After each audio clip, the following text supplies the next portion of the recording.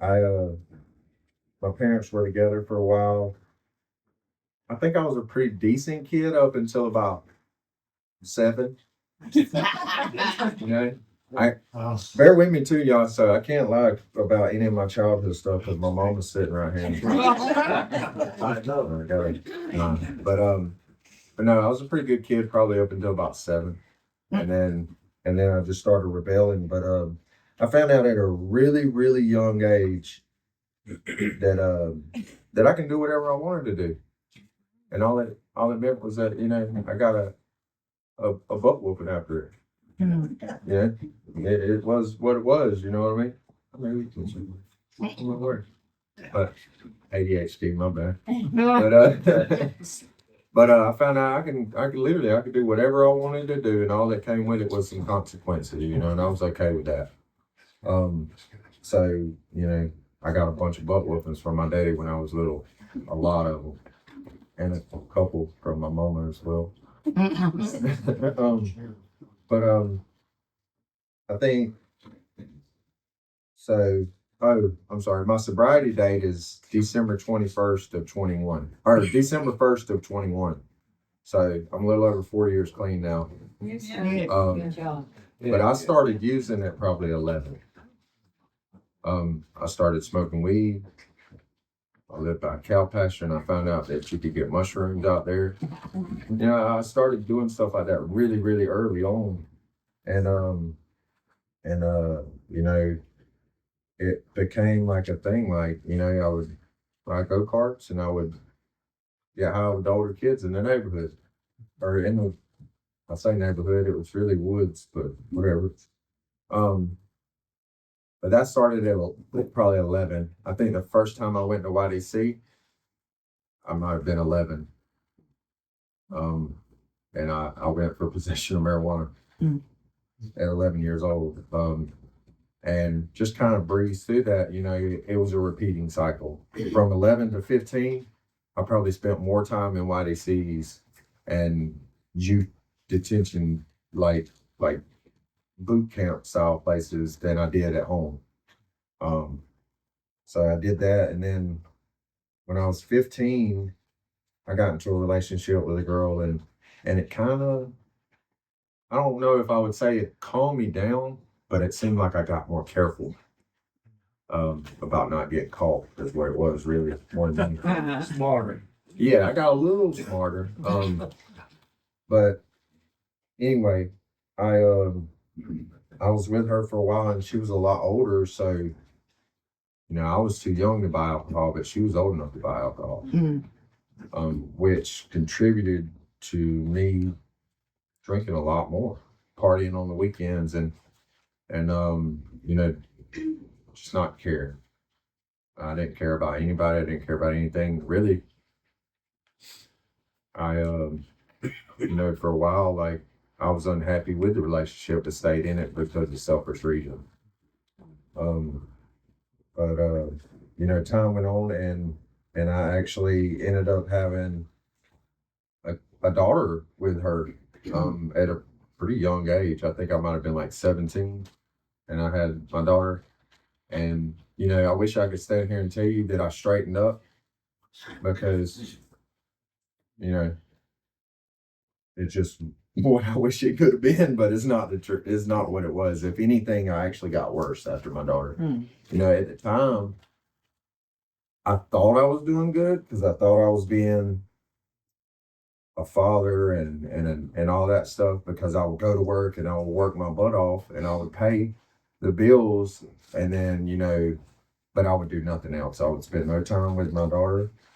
I would not help out with anything, and all that extra, any money that was left over, it got spent on my drug habits. But I was a support in the household, so I thought that's honestly, that's what I thought what being a man was at that time. Like I felt like I was being a man of the house, but I wasn't. And but my selfishness took over, and I ended up pretty much abandoning her, and moved to Florida. And stayed down. I didn't stay down there real long, but like that's the level of my selfishness, and where it was at was that I wanted to do what I wanted to do so much that I abandoned my kid and I abandoned the mother of my child and just took off because I wanted to do it, you know. And you know, it thinking also, I also thought at the time that if I moved to Florida, that I would do better. If I got away from Macon, I'll be all right. I'll do a lot better. But the problem was, and I've heard it so many times, the problem was when I moved to Florida, I moved with me. So you know, I was down there for a while or not for a while, but maybe like a year or so. And I come back to Macon and ended up having a son with another girl. And, you know, we were together for a little bit, but then I started getting into different things. I started getting in, and I'll just say it, I started getting into meth. And I started doing meth on a regular. Me and her split up, and then, and my addiction and my alcoholism just kind of just took off, man, because I didn't care at all anymore. You know, I grew up in the churches and stuff, and I always believed in God, and I honestly thought for a long time that God put me on that path, and that was the path God laid out for me. I was a drug addict, and I was going to live up to it. You know, I'm an addict in recovery today, but I'm still an addict and an alcoholic. And I tell you, when I do something, I do it all the way. You know, and that's how I did my addiction. I took it all the way to the max. You know, me and her ended up splitting up, and I used to come and see my son on weekends. She would allow me to come on weekends, and I remember one night in 2015, I came to see my son. It was a Friday night. I came to see my son, and she was going to let me in. When I got there, I was so messed up. I think I'd been up for probably 5 days, and I decided to get drunk as well on top of it. And when I got there, she noticed it and was like, "You're not seeing him. You know, you could come back tomorrow and see him," which was crazy. So you can go get some rest, go to sleep, come back tomorrow, you can see him tomorrow. And my exact words was to her was, "If you leave here without me seeing my son tonight, I'll burn your house down." And she left without me seeing my son. So I burned her house down. And at the time, you know, I remember I wasn't a blackout drinker or blackout user, none of that. I remember. And at the time, I sat down and kind of processed everything, and I was like, well, shoot, I made a promise. You know, I got to keep a promise. Man's only as good as his word. You know, like this was my thought process at the time was, I made a promise, I got to keep it. I'm no kind of man if I don't keep my word. You know, that's how messed up and warped drugs and alcohol had made my mind at the time. And the devil, you know, because I was full of him. So yeah, I burned her house down, and I ended up getting sentenced to 14 years in prison, 7 due upon release. And the crazy part was that was because I wouldn't admit to it. I could have got a way lighter sentence if I would have just admitted to it, but I was too prideful, just full of myself to where I was ashamed of it too. You know, ashamed of it at the time. Like once I got clear-minded, I was ashamed to admit to my mom or anybody that I'd actually done it. So I ended up getting sentenced to that time because I went to trial and lost in trial.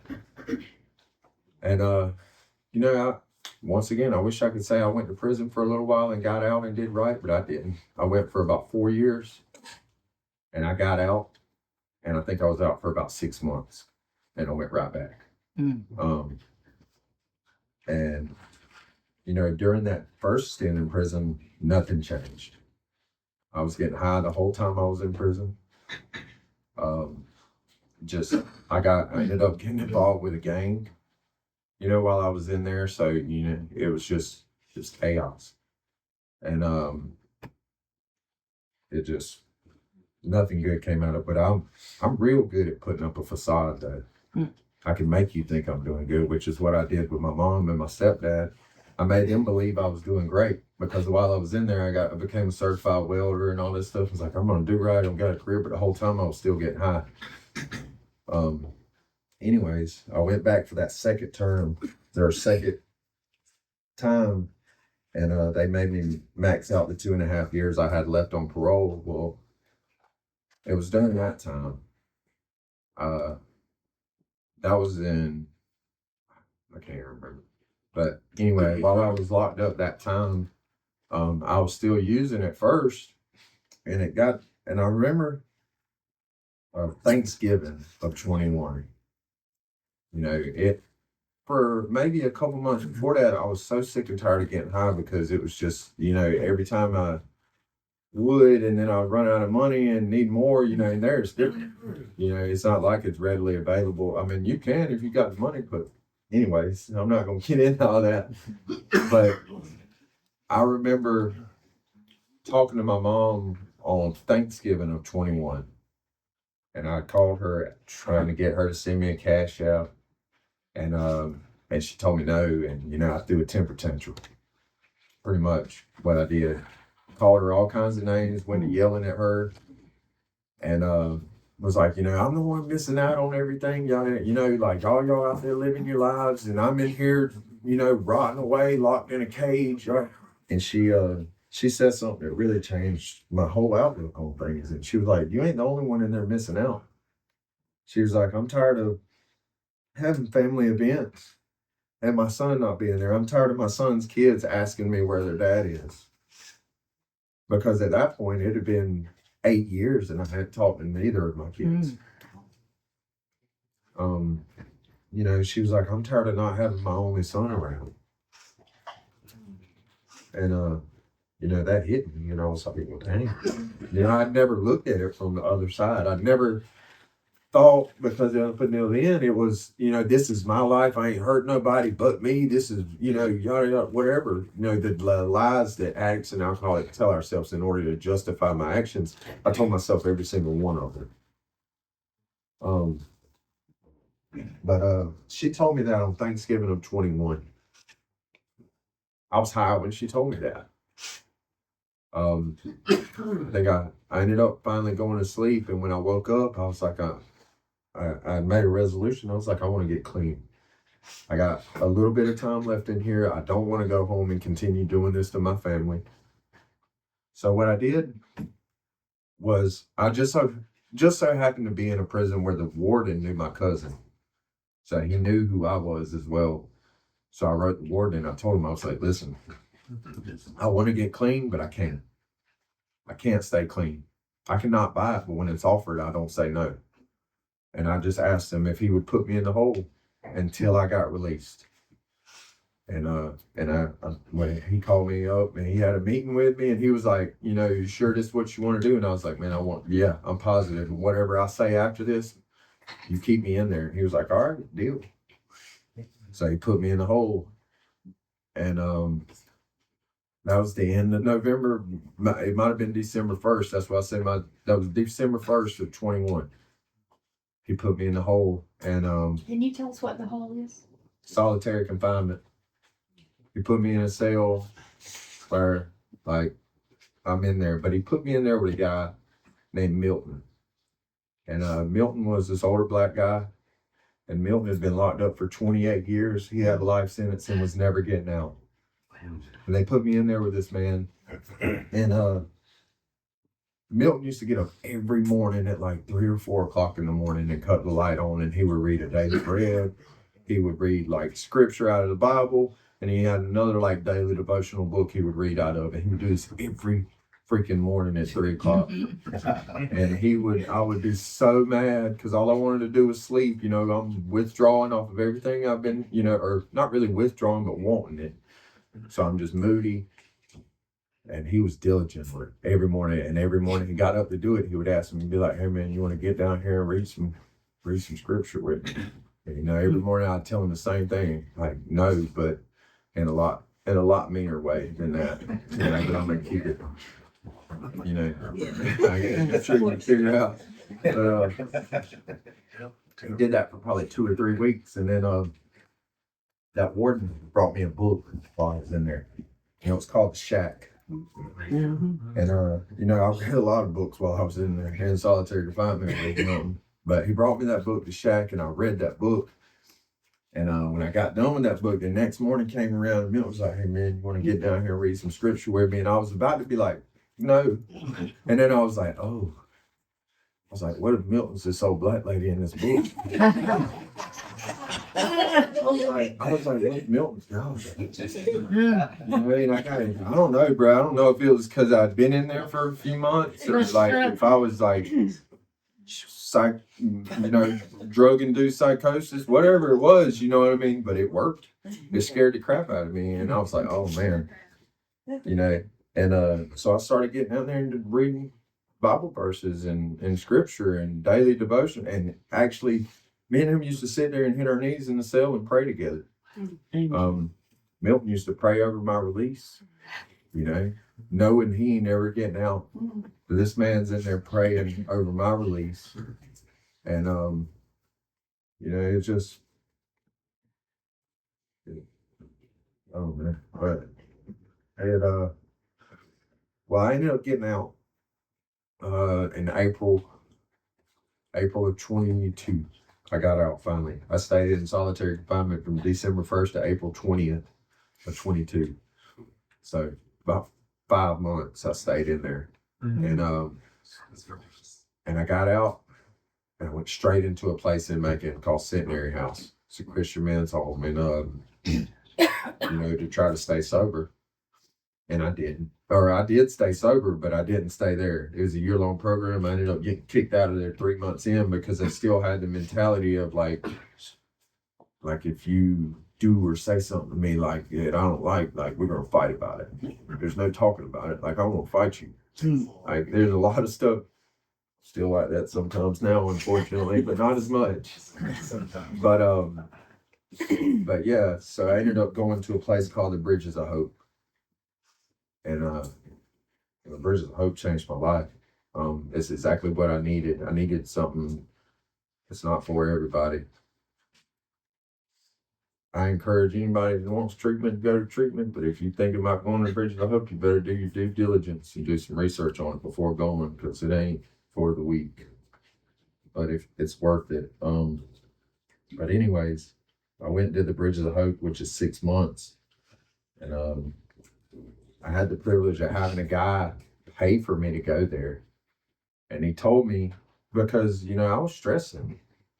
I was like, man, what am I going to do? Like, I'm fresh out of prison. I don't have a car. I don't have a job. I don't have nothing. I don't even have a plan. And this guy told me, he was like, listen, if you go to the Bridges of Hope and you complete it, I'll pay for it. He said, when you get done, if you complete it, I'll give you a truck to drive, I'll give you a job, and I'll give you a house to rent from me for $350 a month. Wow. That's what's good. So I went. I mean, it's a no-brainer. I went. And when I completed that place, he held up his end of that deal, and he did exactly what he said he was going to do. And so I'm forever grateful to that man. I'll say his name because I know he helps a lot. Joshua Hell. And Joshua Hell's, he amazing man. Yes, and yes, he's got a lot to do with where I am in life today. Amazing. And but yeah, and then so moving forward to better times. I ended up getting out of Bridges of Hope, and that one long after that, I ended up getting baptized. I got baptized, and then I started working. Every recovering addict's dream, I went to work in recovery. It wasn't for me. I got fired from that because I'm not HR compatible. Still not. But I tell you, I remember there being times where, like, for instance, just I remember being ashamed to give God credit for where I was at in life. That might sound crazy. Hopefully somebody can relate to it. But like, I literally remember feeling that way. I remember going to church and I'll sit in the pews and would sing the songs, and like, I won't worry about who's seeing me sing a song. I'm scared to raise my hand because of what she might think of me. You know, like, does it make me look weak or what it is? You get what I'm saying? But that was before I had an understanding of what God's people are like, honestly. And it was also before I thought of it as, you know, looking back on it. Everything God's been doing for me, from putting me at that prison where the warden knew my family, to put me in a cell with Milton, to put me in prison, period. You know, all these things he's been doing for me, and I can't do something as simple as getting a tub of water and dedicate my life to him, or hold my hand up while I'm singing a song, or actually sing a song instead of just mouthing the words. You know, so that's something that I still sometimes struggle with, though. And the beautiful thing about it is that I ain't got to be perfect for God to love me. That's true. I ain't got to be perfect to stay sober. I can keep going each and every day, but I tell you, you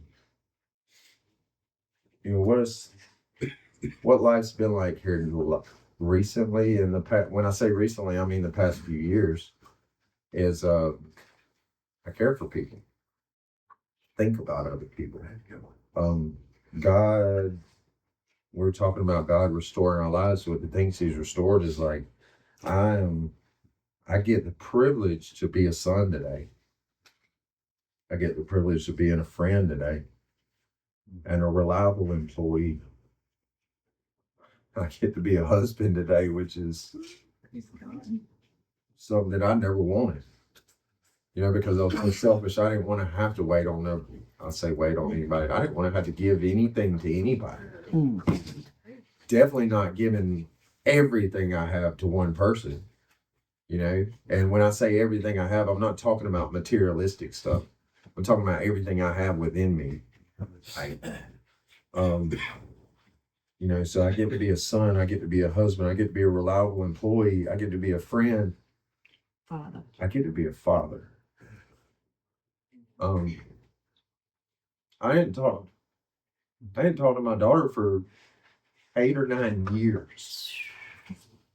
From her being with me all the time to me just disappearing and not being there for 8 or 9 years, and then for me to be standing right here right now, honestly, not even barely 4 years. You know, I haven't even been out of prison for 4 years yet. April will be 4 years I've been out of prison, but not even out for 4 years yet. And my daughter to be sitting back here in the back of this room, for her mama to let her come stay at my house for a week. You know, like, I get a chance to do these things, and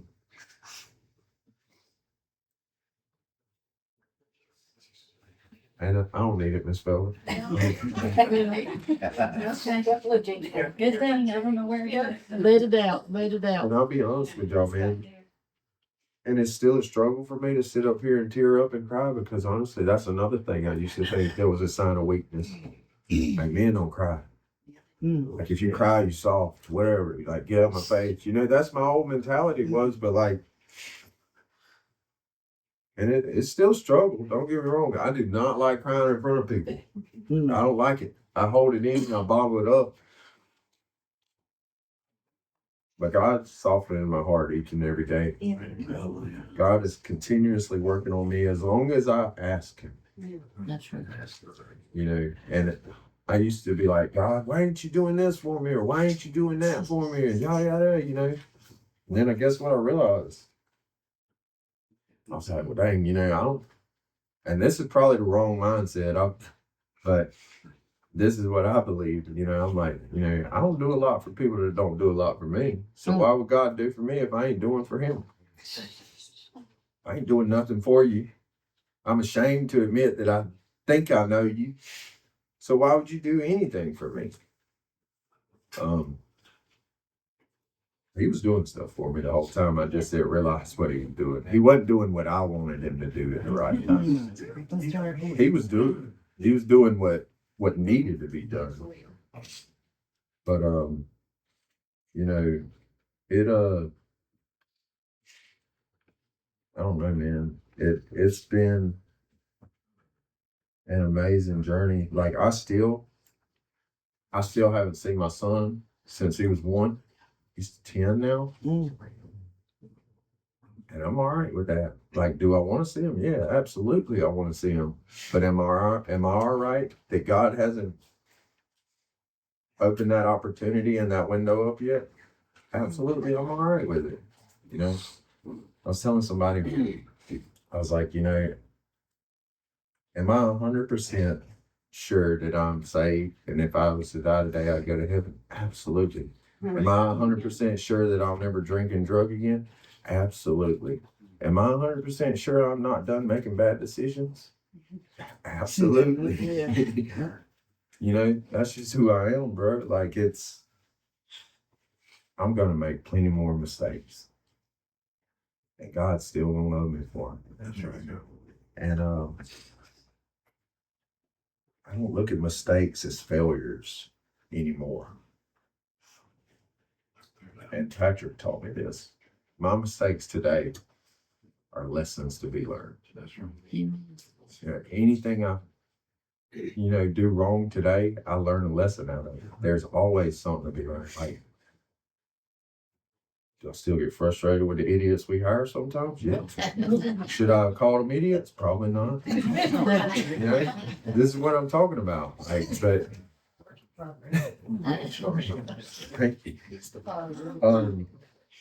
but man, if somebody would have told me,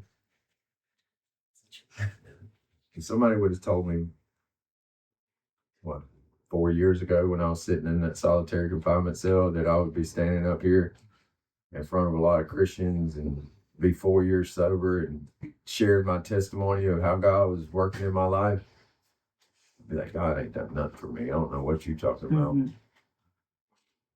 And dude, I was so blind. I was so blind to everything and anything. Might sound crazy, but I'm grateful God sent me in prison. It's probably the best thing ever happened in my life. Maybe not the first time. If I could scratch out one from the record books, we would. But the second time, was probably the greatest thing ever, because it really, I don't learn lessons real well. Easy, well, whatever it is. I don't learn them the easy way at all. I'm going to learn it the hard way, and I'm going to learn it my way. Which a lot of times sucks. But listen, for real though, on a serious note, God, I would not be here if it wasn't for him. And I think, like, that's another thing. You put them in my life. Like, Patrick didn't tell y'all, he said we've been good friends for about 1.5 years, 2 years now, but we actually met about 15 years ago. I don't remember it. This is another way it comes full circle. This is God's sense of humor. The first time I ever met Patrick 15 years ago, I was buying drugs from him. I still don't remember it. Yeah. For him to call me up, or me to call him up, wanting side work, and then turn in part-time work, and then for it to turn into what it is today, and me. But it's been crazy. Like, I get the privilege of going to work with 4 good people, great people, and I go into, I don't call them strangers. I used to say I go into strangers' homes, but I go into friends I haven't met yet's homes, and I get to move their stuff. And then at the end of the job, I get to pray with them. I get to pray with these people that... Sometimes you kick it off with prayer, don't you? Yeah, there's a lot of mornings if I see that they're going through a lot.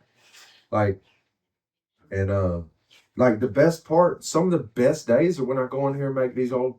I don't want this to sound offensive, but when I go in there and make these old ladies cry in the mornings. It sounds bad, but it's what happens. Like, I go in there and we pray, and when I look up, they're crying, and they're,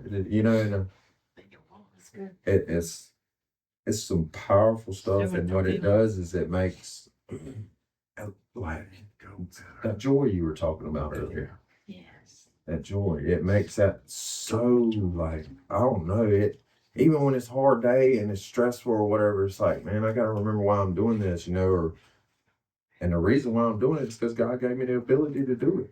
Yes. And the idiots that we hire are idiots like us. Yeah.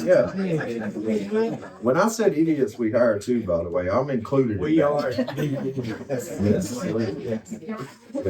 Yeah, I upsell myself just as much as they do.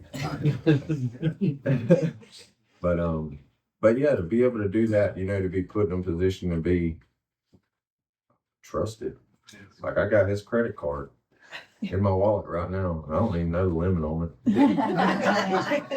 Let's not find out. But he trusts me to hold it. You get what I'm saying? Like there's a lot of things like my mom is sitting right here. I can't tell you how much money I've stole from her in the past and over the years and stuff. And I give my poor stepdad HELL. And I got a credit card in my wallet that's got a crazy, ridiculous amount limit on it, that y'all's, which is another crazy thing. These are the things like God restores. Yeah. We were just wondering when we were going to get to hold your credit card. You have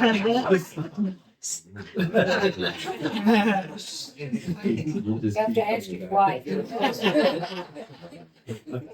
I do. I'm extremely privileged to have been asked to come out here and share what God's done for me. And I'm actually privileged to know all y'all.